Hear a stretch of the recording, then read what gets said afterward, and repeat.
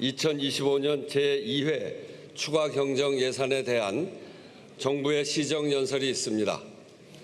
이재명 대통령께서 국회를 방문해서 직접 설명을 합니다. 대통령 취임 3주 만에 첫 연설이고 22대 국회 개원 이후 처음 있는 대통령 시정연설입니다. 오늘 대통령 시정연설이 국회와 정부가 긴밀히 소통하고 협력하는 계기가 되기를 바랍니다. 이번 추경안은 경기 활성화와 민생 안정에 관한 내용을 담고 있으며 어제부터 상임위 예비 심사가 시작되었습니다. 예결특위 구성이 시급한 만큼 여야 정당에 오늘까지 예결위원을 선임해 달라고 요청했습니다. 조속히 예결특위를 구성하고 밀도 있고 원만하게 심의를 진행함으로써 국민께 위로와 희망을 드릴 수 있기를 바랍니다. 아울러 공석이 된 상임위원장 선출과 총리 인준도 중요합니다. 여야 간의 신속한 협의를 부탁드립니다. 의사일정 제1항 2025년도 제2회 추가 경정 예산안에 대한 정부의 시정연설을 상정합니다. 잠시 후 대통령께서 입장하여 연설을 시작하겠습니다.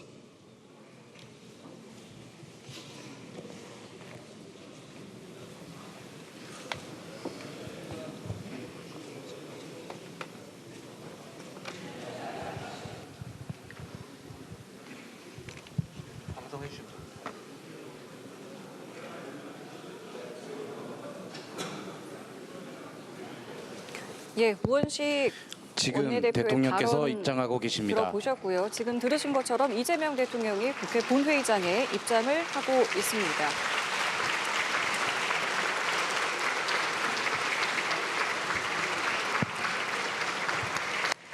정부가 취임하고 처음으로 시정연설을 하는 것인데요.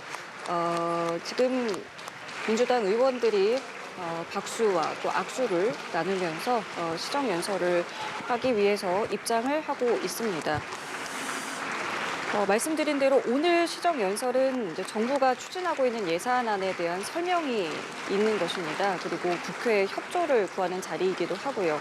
그렇기 때문에 오늘 여러 설명, 또 당부 이런 내용들이 담길 것으로 보이고요. 지금 한민수 의원과도 잠시 악수를 나누고 이 대통령을 맞이하는 모습 보실 수 있습니다. 네, 보고 계시는 것처럼 이재명 대통령 국회 본회의장에 입장을 했는데요. 여당 의원들이 본회의장에서 기립박수로 이재명 대통령을 맞이하고 있는 모습 함께 보고 계십니다. 앞서 이재명 대통령 국회에 도착한 후에 우원식 국회의장, 여야 지도부들과 환담을 가졌고요. 이제 조금 전에 국회 본회의장에 입장을 하고 현재는 여당 의원들과 일일이 악수를 나누면서 환영을 받고 있는 모습 함께 보고 계십니다.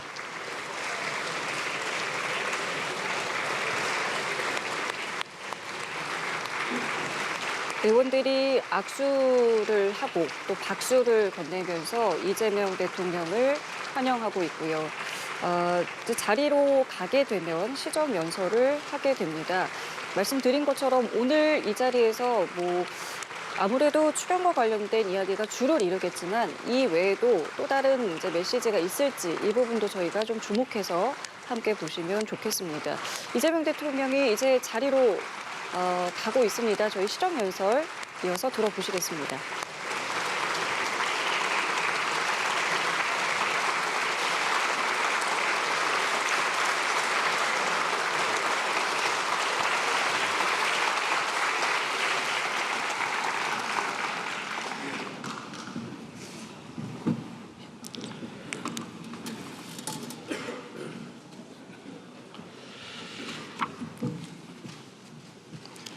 존경하는 국민 여러분, 그리고 우원식 국회의원님과 의장님과 그리고 여러 국회의원 여러분, 저는 지난 6월 4일 이곳 국회에서 대통령 취임 선서를 통해 국민이 주인인 나라, 다시 힘차게 성장, 발전하는 나라,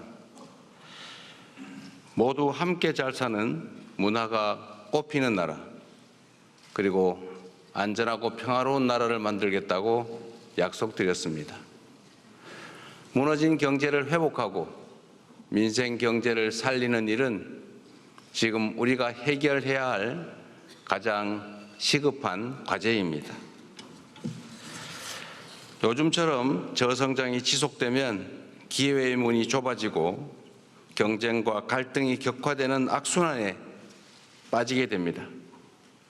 새로운 성장 동력을 만들고 성장의 기회와 결과를 함께 나누는 공정성장의 문을 열어야 양극화와 불평등을 완화하고 모두가 함께 잘 사는 세상으로 나아갈 수 있습니다.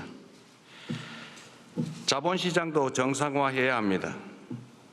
자본시장의 투명성과 공정성을 회복하면 경제도 살고 기업도 제대로 성장 발전하는 선순환으로 우리 국민 모두가 바라는 코스피 5000 시대를 열어제칠 수 있습니다.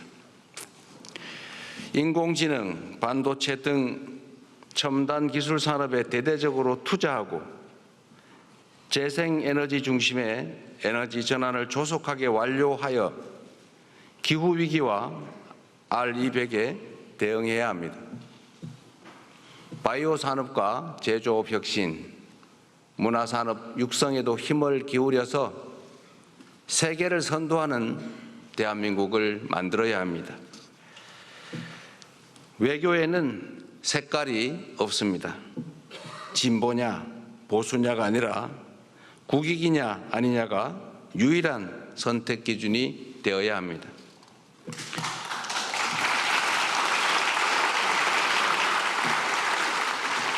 감사합니다. 우리 국민의힘 의원들은 반응이 없는데 이러면 좀 쑥스러우니까.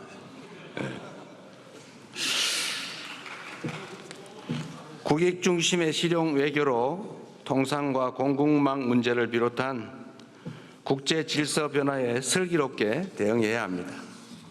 한반도와 한반도의 평화와 안정을 확보하는 일도 더없이 중요한 일입니다. 평화가 밥이고 평화가 곧 경제입니다. 평화가 경제 성장을 이끌어내고 경제가 다시 평화를 강화하는 선순환을 통해 국민의 일상이 흔들리지 않는 나라를 꼭 만들겠습니다.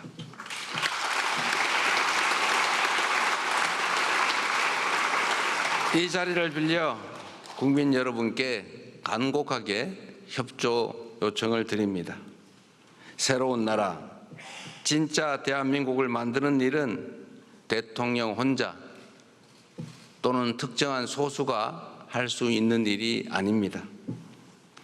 예측 가능하고 합리적인 사회를 만들기 위해서는 우리 모두가 최소한의 합의를 꼭 지켜야 합니다. 규칙을 어겨서는 이익을 볼 수 없고 규칙을 지켜도 결코 손해보지 않는 그런 공정한 사회를 만드는 일 역시 모두의 협력 없이는 불가능합니다. 공정하게 노력해서 일궈낸 정당한 성공에는 우리 모두가 박수를 보내는 그런 합리적인 사회를 꼭 만들어야겠습니다. 기득권과 특권, 새치기와 편법으로 움직이는 나라가 아니라 공정의 토대 위에 모두가 질서를 지키는 상식적이고 합리적인 사회로 나아가야 하는 것입니다.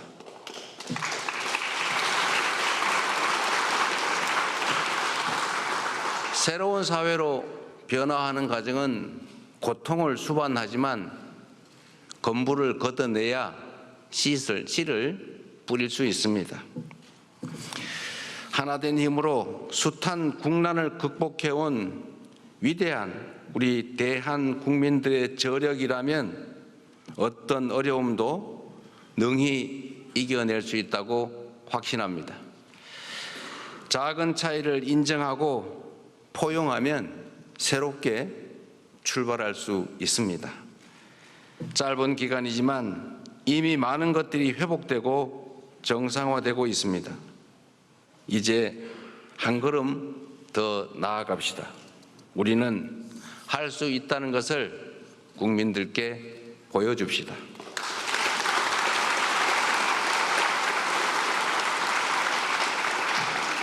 존경하는 국민 여러분, 그리고 더불어민주당, 국민의힘, 조국혁신당을 포함한 국회의원 여러분, 오늘 저는 정부가 추가 경정 예산안을 편성한 이유와 주요 내용을 직접 설명드리고 국회 협조를 구하고자 이 자리에 왔습니다. 인수위원회도 없이 출범한 정부가 시급하게 추가 경정 예산안을 편성한 이유는 우리 경제가 처한 상황이 그만큼 절박하기 때문입니다. 지금 우리 대한민국은 매우 엄중한 시기를 지나고 있습니다.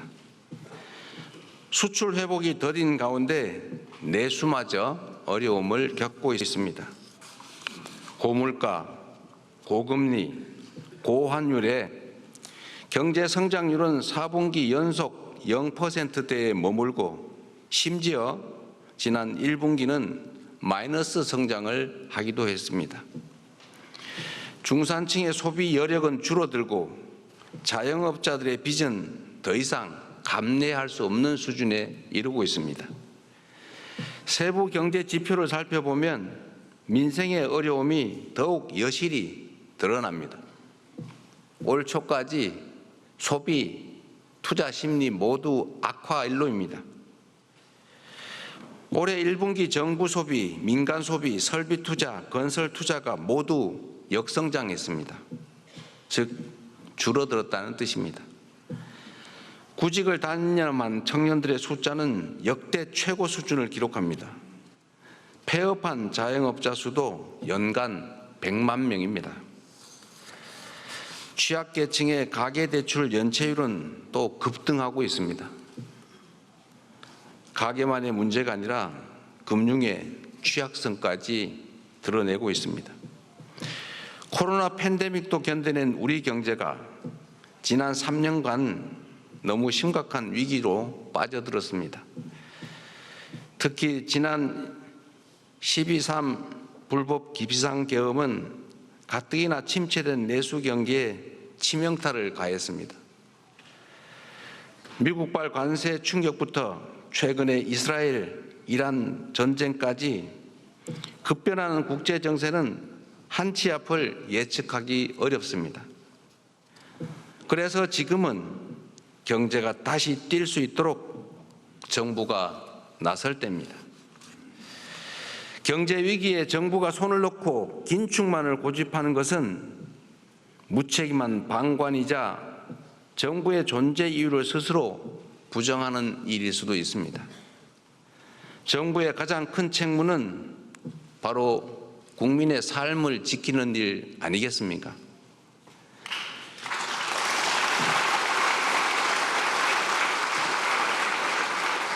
국민의 삶을 지키는 정부, 그리고 위기 앞에 실용으로 답하는 정부라야 합니다. 이념과 구호가 아니라 경제와 민생을 살리는 실천이 바로 새 정부가 나아갈 방향입니다.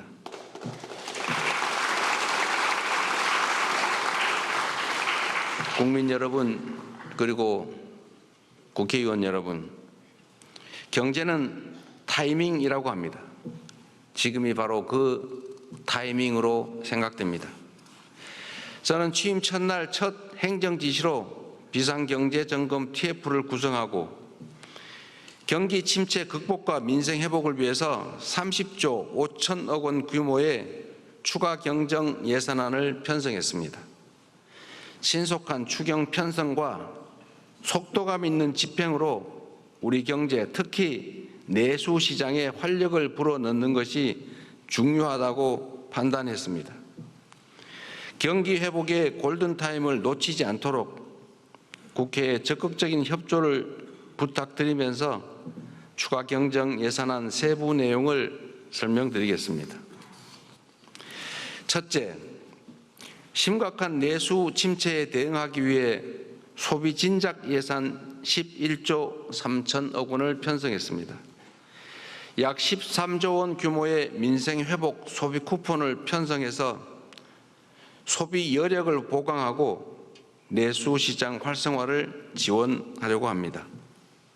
소비 쿠폰은 세금을 내시는 분을 포함해서 전 국민에게 보편 지급하되 취약계층과 인구 소멸 지역은 더 두터운 맞춤형 지원으로 편성했다는 말씀을 드립니다. 모든 국민들은 1인당 15만 원씩을 받으시되 형편과 지역에 따라 최대 52만 원까지 지원하게 됩니다. 지역 경제에 숨을 불어넣기 위해 지역사랑 상품권에 6천억 원 국비를 추가 투입해서 할인율을 인상하고 발행 규모를 8조 원 추가로 확대했다는 말씀을 드립니다.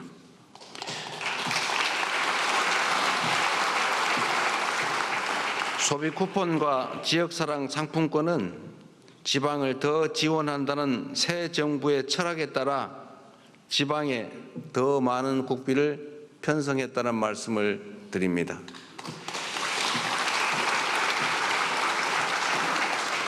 둘째, 경기 활성화를 위한 투자 촉진 예산 3조 9천억 원을 편성했습니다. 철도, 도로, 항만 등 집행 가능한 SOC에 조기 투자하고 침체된 부동산 PF 시장에 총 5조 4천억 원의 유동성을 공급하는 등 건설 경기를 살리기 위한 예산을 담았습니다. AI와 신재생 에너지 관련 투자를 확대하고 벤처 중소기업 모태펀드 출자 등 1조 3천억 원의 자금 지원으로 대한민국 성장 동력을 되살리고자 했다는 말씀을 드립니다.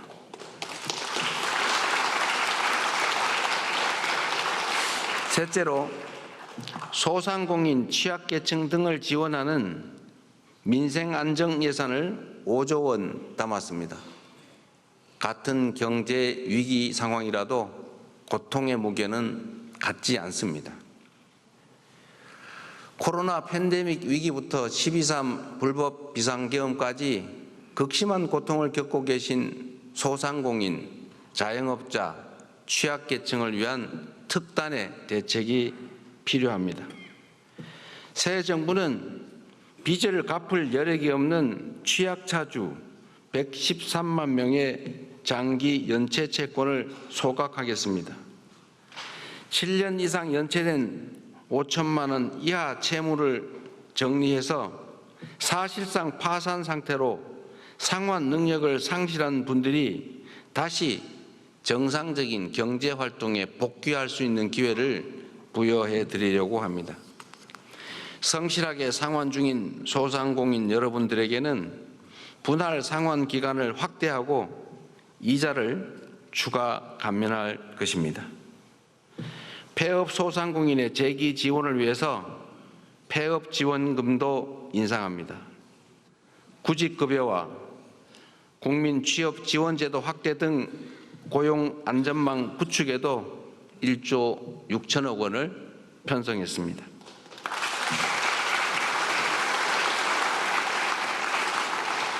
넷째, 10조 3천억 원 규모의 세입 경정을 추진해서 재정 정상화의 시작을 알리겠습니다.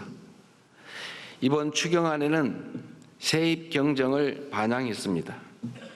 재정 안정성과 국회의 예산 심의 확정권을 존중하기 위한 것이라는 점을 말씀드립니다.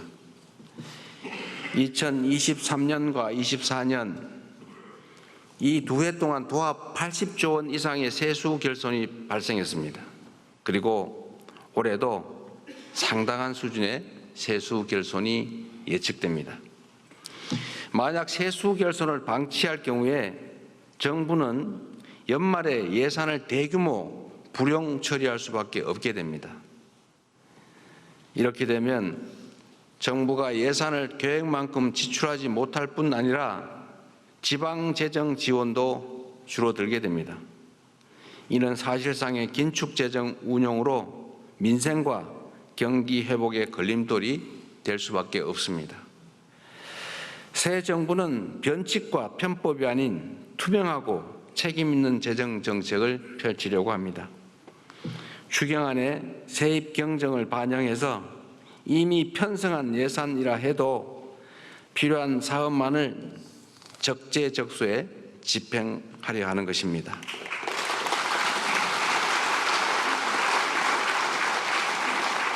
존경하는 국민 여러분, 우원식 국회의장님, 그리고 국회의원 여러분, 경제와 민생을 살리는데 여야가 따로 있을 수 없습니다. 이번 추가 경정 예산안은 경제 위기 가뭄 해소를 위한 마중물이자 경제 회복을 위한 최소한의 조치입니다.